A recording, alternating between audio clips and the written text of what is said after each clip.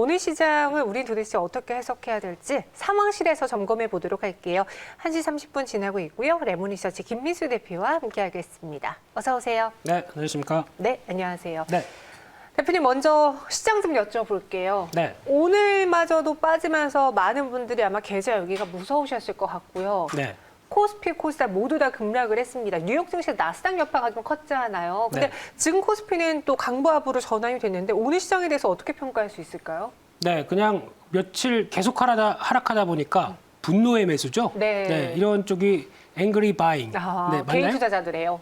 그것도 그럴 것이지만 이제 한 10시 넘어서부터 또 중국에서 인민은행의 변화가 나왔는데 오늘은 또 유동성을 푼다라는 얘기가 나오다 보니까 그동안 계속 회수하더니요. 그렇죠. 그런 쪽이 일단 투자 심리를 잠재웠다고 봐야 될 것 같고요. 좀 안정시켰다고 봐야 될 것 같고요. 그런 쪽에서 또 열리라는 종목이 하나가 있죠. 현대차. 네, 현대차가 올라오면서 또 여러 가지 시가총액 3위 종목 중에서 또 가장 돋보이는 모습을 가져오는 게 이따가 오후 4시에 아이오닉 5를 공개하게 되겠죠. 네. 이런 여러 가지 또 변화와 함께 단기적으로 이만큼 하면 많이 빠졌지 않을까라고 하는 이제 저가 매수세와 함께 또 오늘 파월 의장의 또 의회 연설이 있습니다. 청문회가 있다 보니까 역시나 파월 의장 나오면은 좀 다독일 것이다라는 기대감도 같이 퍼지면서 이런 분위기가 일단 시장을 반전시키는데 성공을 하지 않나 생각되고 있는데 네. 일단 지금 코스닥이 좀 못 오르고 있죠. 이런 쪽에서는 오후장 좀 더 힘내서 계좌를 돌릴 수 있도록 그렇게 했으면 좋겠습니다. 네, 여러분 안녕하세요. 오늘 같은 날은 실시간 장구 안 보는 게 건강에 좋아요라고 하는데 아닙니다. 보셔야 됩니다. 보면서 네. 살 수 있는 종목은 또 빨리 사고 매도해야 될 종목은 빨리 매도하고 대응을 해야 되잖아요. 네, 그러면 얼마나 좋겠습니다만 네. 돈이 없어요. 아, 그래요? 사고 싶을 때 항상 돈이 없더라고요. 네, 그럴 때는 일단 뭐 비중 관리로 보시면 될 것 같고 네. 특히 좀 늦게 갈 것 같다. 그러면 종목들을 약간 그쵸, 덜어다가 교체해버리고. 그쪽으로 사는 쪽은 맞다고 봐야 되는데 네. 큰 방향은 여전히 변화가 없기 때문에 잘 대응하셨으면 좋겠습니다. 그럼 저희가요, 오늘 시장에서 많이 빠진 또 많이 상승하는 종목, 대표적인 종목 보면서 지금 여러분들이 종목을 잘 선별해서 갖고 있는지 점검을 해드리도록 하겠습니다. 첫 번째 섹터는요, 상승하는 섹터, 여행항공이에요. 여행 관광주들이 뜨면서 하나투어를 대표적으로 꼽아봤지만 그 외 여타 종목들도 상승을 하고 있습니다. 최근에 여행주들이 살아나는 것, 이제 그 기대감을 백신 접종으로 하나씩 실현시킬 수 있지 않을까라는 그 전망 때문일까요? 그렇죠. 앵커님은 백신 나오면 맞으실 겁니까? 저한테 그 네. 질문 여쭤보신 분들 굉장히 많으시네요. 네, 안 맞으실 것 같아서 그런 겁니다. 저는 맞아요. 아, 그러신가요? 네. 네, 그냥 이왕 쉽게 맞고 말지 뭐 이런 네. 분위기인가요? 네. 아, 그렇군요. 저는 믿습니다. 예. 우리나라 인류의 기술을 믿는 거군요. 기술력을 믿고 제 네. 항체를 믿습니다. 아, 예. 축하드립니다. 아직 네. 젊으시네요. 네, 근데 일단 이 백신 효과라고 봐야 되겠죠. 그러다 보니까 지난 우리보다 먼저 시작했던 이제 미국이나 유럽 같은 경우도 보면은 S&P 500이나 유로스탁 50 지수에서 어떤 그동안 좀 많이 부진했던 유통 지수가 상대적으로 백신 이후에는 더 많이 오릅니다. 그렇다는 얘기는 일단 이런 쪽의 가장 큰 변화는 어떻게 보면 실물 관련된 쪽은 좀 늦게 확인되겠죠. 그런데 심리적인 지표가 먼저 확인된다는 관점 쪽에서 백신에 대한 심리적인 기대감이 높다라는 관점들이 아마 저희도 26일부터는 나오지 않을까라고 하게 되면 그에 따라서 지금 여행주도 그렇고 최근에 유통주들도 약간 고점에서 좀 묵직하게 이어지다가 네. 그렇다고 또 많이도 안 빠집니다. 왜냐하면 지금이 저점이란 거를 거의 다 알지 않을까라는 관점 쪽에서 이제는 좋아질 일만 남았다라는 관점들이 나오다 보니까 이런 변화가 하나씩 나온다고 봐야 될 것 같습니다. 오늘 이 부진한 시장 안에서도 면세점주, 유통주들 상승하고 있고요. 여기에 또 관광, 여행주들 올라주고 있는데 네. 시계를 돌려보면은 우리 김민수 대표님이 지난번에 여행주 하나 이야기하시고 가셨잖아요.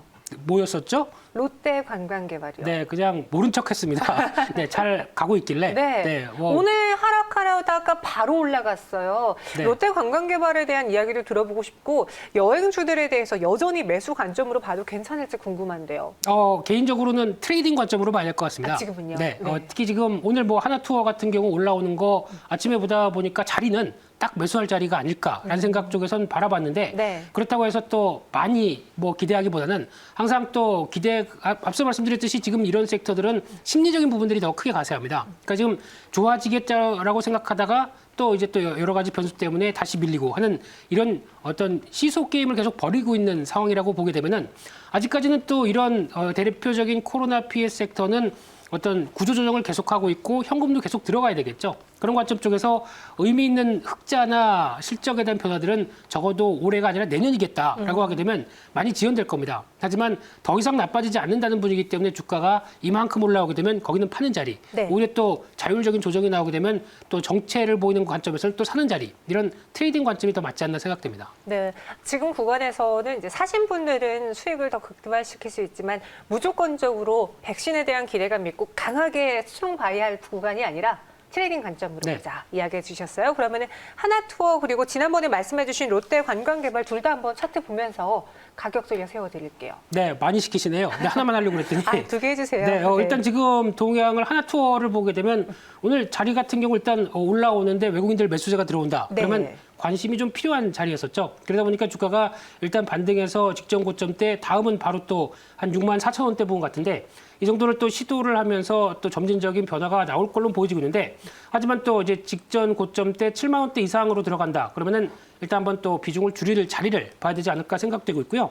그쪽에서 롯데관광개발은 조금 더 약간 탄력적으로 움직입니다. 그렇다는 얘기는 지금까지 회사의 재무 구조를 보게 되면 별로 안 좋았죠. 네. 그만큼 투자만 계속해서 제주 드림타워죠. 이쪽에 개장과 함께 이제는 이제 실적을 회수할 시기가 왔다라고 하게 되면 아마 이런 분위기 쪽에서 어떤 여행업종과의 관계를 같이 연결해 봤을 때는 아마 적어도 제가 보기에는 그때도 잠깐 언급드렸지만 한 2만 1,000원대에서 2만 3,000원대 부분까지는 충분히 올라올 수 있는, 즉 낙폭 과대 이후에 나오는 변화까지도 같이 연결된다라고 하게 되면 계속 관심 있게 보셔야 되겠죠. 네. 그렇기 때문에 혹시 보유하고 계신 분들이라고 하게 되면 한 단계 레벨업은 가능하겠구나라는 관점 쪽에서 보유 관점은 나쁘지 않다고 봐야 될 것 같습니다. 네, 롯데 관광개발 여전히 매수 보유 관점으로 살펴보시기 바라겠고요. 하나투어는 목표 주가 7만 원 제시해 드렸습니다. 이어서 두 번째 상황실로 넘어가 볼게요. 오늘 시장에서 또 유가 관련주들이 많이 올라주고 있어요. 네. 유가가 또 한 번 올라주면서 WTI 기준으로 61달러 후반대, 이제 62달러까지 노려보고 있는데 제가 오늘 뉴스를 봤는데 골드만삭스에서는 올해 3분기 안에 72달러까지도 오를 수 있다라는 그런 전망을 내놓았더라고요. 네. 김민 대표님은 앞으로 유가 향방에 대해서 어떻게 예측하세요? 예, 별걸 다 예측하라고 말씀하시네요.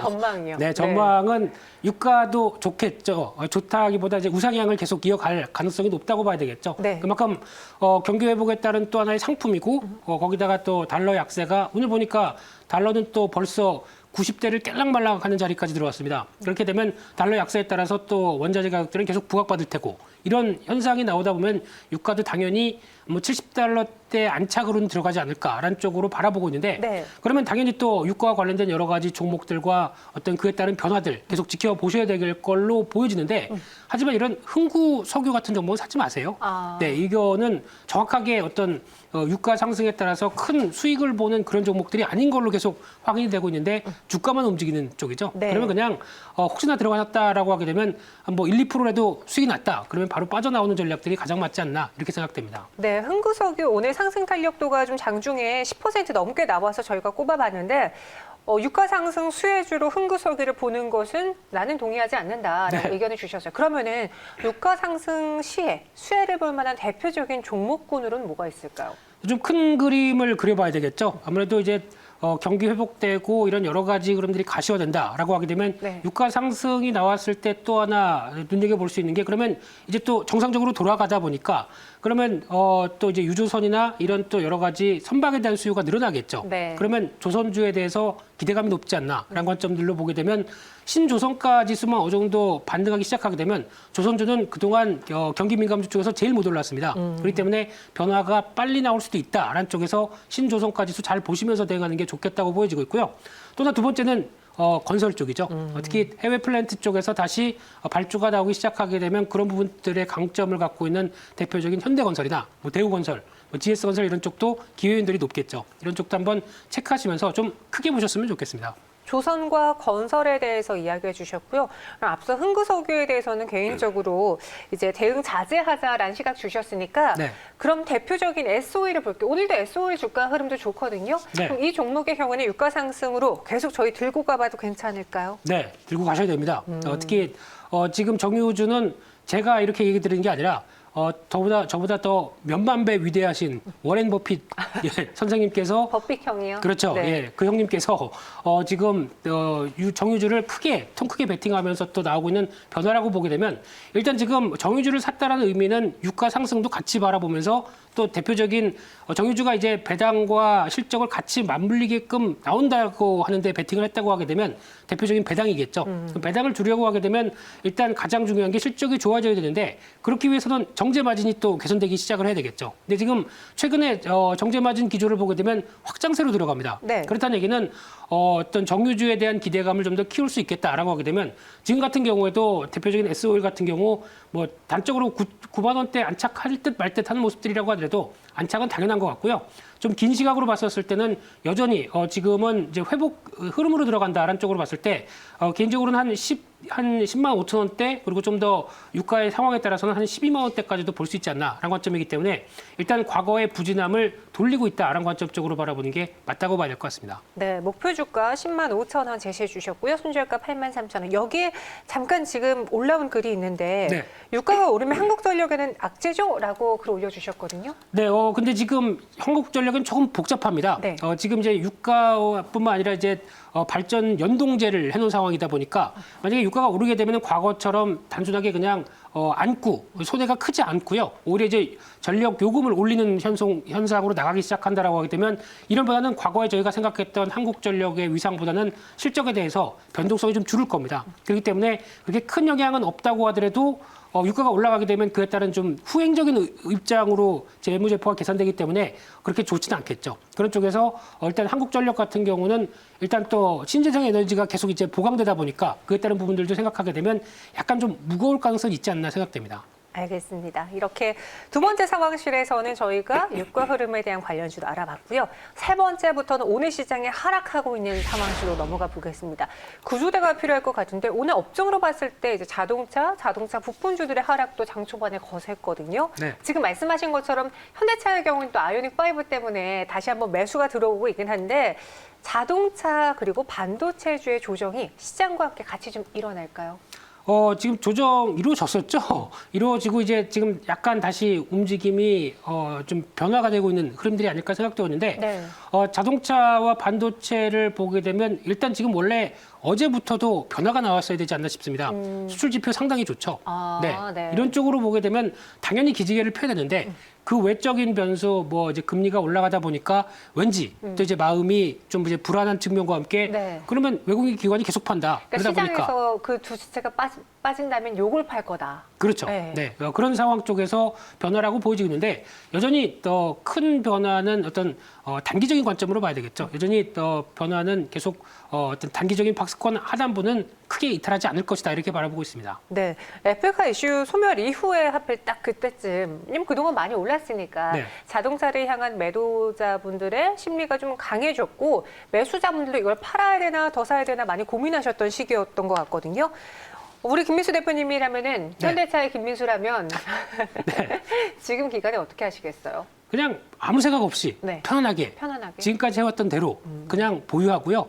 좀 현금이 있었으면 모르겠는데 네. 있었다고 했으면 더 샀겠습니다. 네. 그런 관점 쪽에서 자동차는 아마 애플카 이슈가 오히려 저는 악재였지 않을까 생각됩니다. 그만큼 현대차를 뭘로 보고 네. 이런 상황으로 어떻게 보면 어떤 지금 팍스콘처럼 어떤 이익률 한 1, 2%만 먹고 하청하는 업체 쪽으로 평가받는 거는 현대차가 약간 거부하겠다는 움직임이죠. 그러면 그만큼 독자적인 그리고 또 기술력을 가진 쪽에 여러 가지 변화를 이끌어내겠다라고 하는 부분들이 오히려 더 기대감을 키우지 않나라는 생각이고요. 또 하나 최근에 동향을 보게 되면은 특히 자동차 메이커들이 차량용 반도체가 없다 보니까 이제 생산을 못하면서 한 6개월 정도 생산이 지연되는 이런 위축세를 보입니다. 근데 현대기아차는 그런 얘기가 없죠. 그렇다는 얘기는 남들이 생산을 못할 때 현대기아차는 생산합니다. 그에 따라서 오히려 마켓 쉐어를 늘릴 수 있는 기회가 되지 않나라는 쪽으로 보게 되면 오히려 기회 요인들이 더 높겠죠. 그런 측면으로 보게 되면 현대차 그 너무 현대차 직원 같나요? 죄송합니다. 괜찮아요. 네. 그런 쪽에서 보면 기회 요인들을 살리는 게 중요하겠다. 이렇게 말씀드리겠습니다. 오늘 오후 4시에 이제 유튜브 채널을 통해서 현대차 아이오닉 5에 공개가 된다라는 뉴스를 봤거든요. 네. 그렇게 되면 내일 또 자동차 시장의 분위기가 달라질 수 있습니다. 오늘장 어떻게 전략을 세워볼지 현대차, 현대위아, 현대모비스 대표적인 현대차 그룹 쭉 다요? 정리해 주세요. 네. 일단 현대차부터 보게 되면은 가장 어떻게 보면 기술적으로 양호한 모습을 보이죠. 네. 어느 정도 박스권 차트도요. 하단부를 마무리 짓고 이제 움직이는 그런 변화다 보니까 기대감이 상당히 높아지는 부분들인데 아마 내일 같은 경우는 뭐 갭상승이 나왔다라고 하게 되면 단기적으로 흔들릴 수는 있겠죠. 하지만 지금 일단은 하단부를 지지했던 힘을 받고 다시 움직였을 때는 한 27만 원대 부분까지는 1차로 단기 목표가로는 27만 원대까지는 들어가야 되지 않나라는 생각으로 바라보고 있고요. 그 밖에 또 지금 현대차 쪽에서 눈여겨보고 있는 게 현대글로비스입니다. 지금 최근 들어서 어떤 동향을 보게 되면은 현대위아나 다른 종목들 같은 경우는 좀 많이 처지죠. 대표적으로 현대위아 같은 경우는 수급에 대한 부담이라고 보시면 될 것 같은데 네. 국민연금이 한 10%가 넘게 갖고 있습니다. 그러다 보니까 최근에 국민연금이 비중을 줄이는 기조죠. 그런 쪽에서 현대위아가 좀 자유로울 수 없는 모습들인데 우리 현대글로비스 같은 경우는 오히려 어떤 저점대가 조금씩 올라가면서 특히 지금 배터리 리스 사업부터 수소 관련된 운송 사업까지 중추적인 역할을 하려고 하고 있죠. 글로비스도 한번 잘 보셨으면 좋겠습니다. 네, 현대차, 현대글로비스 관심으로 주셨고요. 마지막 상황실로 넘어가 보겠습니다.